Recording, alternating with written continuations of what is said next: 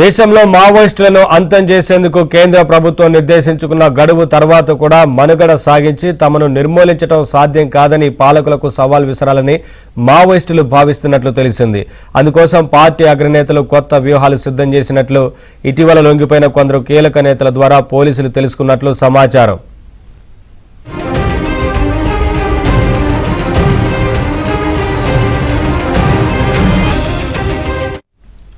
పార్టీని నడిపిస్తున్న అగ్రనాయకత్వం దళాలను కాపాడుకోవడానికి కొత్త ప్రాంతాలకు తరలిస్తున్నట్లు తెలిసింది. పోలీసులు ఊహించని ప్రదేశాలకు వెళ్లి తలదాచుకోవాలని దళాలకు పార్టీ సూచించినట్లు సమాచారం. మార్చి 31లోపు ఆపరేషన్ కగార్ను పూర్తి చేసేందుకు భద్రతా బలగాలు అడవులను జల్లెడపడుతున్నాయి. ఈ నేపథ్యంలో కొందరైనా మైదాన ప్రాంతాలకు చేరి నమ్మకస్తుల సహకారంతో ప్రాణాలు కాపాడుకుని డెడ్లైన్ దాటిన తర్వాత బయటకొచ్చి మావోయిస్టు పార్టీని నిర్మూలించడం ప్రభుత్వ తరం కాదని సవాలు విసరాలని ఆ పార్టీ అగ్రనాయకత్వం వ్యూహం పన్నిందని నిఘా వర్గాలకు సమాచారం అందింది.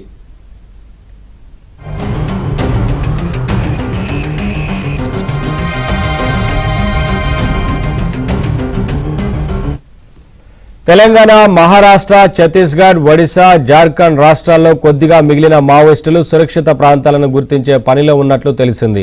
మావోయిస్టు పార్టీలో తెలంగాణలో మిగిలిన 17 మందిలో 8 మంది కీలక బాధ్యతలు నిర్వహిస్తున్నారు. కొత్త సారథిగా ప్రచారమవుతున్న తిప్పిరి తిరుపతితో పాటు బడే చొక్కారావు, ముప్పిడి సాంబయ్య, లోకేటి చంద్రరావు ఆధ్వర్యంలో దళాలు కదులుతున్నట్లు నిఘా వర్గాలు అనుమానిస్తున్నాయి.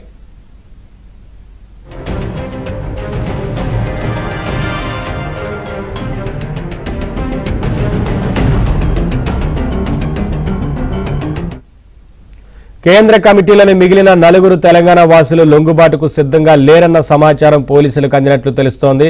కమ్యూనికేషన్ వ్యవస్థ దెబ్బతినడంతోనే కొద్ది మందితోనే పార్టీ ముఖ్యులు కదులుతున్నారని, తిప్పిరి తిరుపతి వద్ద సైతం 20 మందికి మించి దళ సభ్యులు లేరని నిఘా వర్గాలు భావిస్తున్నాయి.